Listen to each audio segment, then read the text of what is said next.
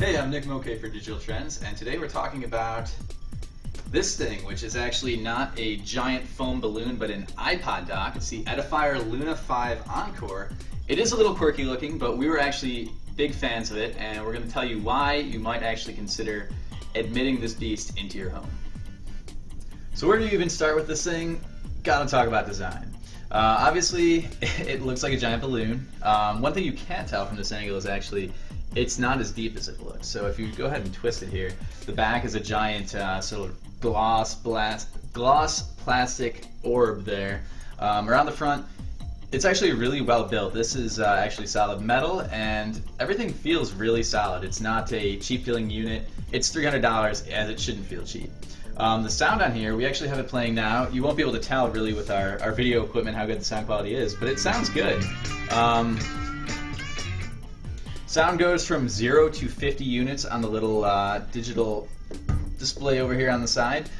When you get it up to 50, it is really cranking. We actually had a little problem with it. We didn't think we had it at full volume, but when we finally got it there, our ears were maybe a little bit blown out. It is really loud, but it doesn't break apart at that volume either. I know a lot of sort of cheap home audio products, when you get them up to full volume, they start to really distort a lot. This thing, you could actually play at full volume, and actually it would actually sound pretty good at that level, although you're going to need a big room to do it.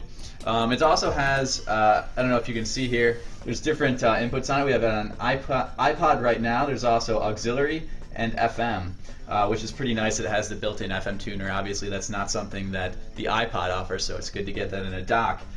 Some cons, it is a $300 dock. For something of this quality, we actually think that's reasonable, but for an iPod dock in general, some people think that's kind of pushing what a reasonable price for one of these things is.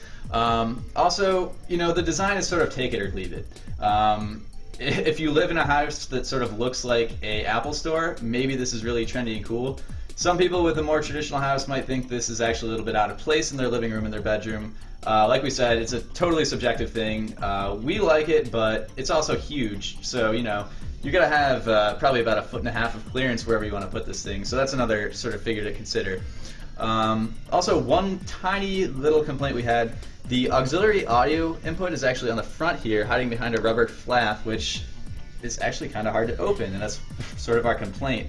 It's hard to get in here, and if you have a cable trailing into the front, it's sort of awkward as well. So, very minor complaint, but something we had to mention. Otherwise, it's a really great sounding dock.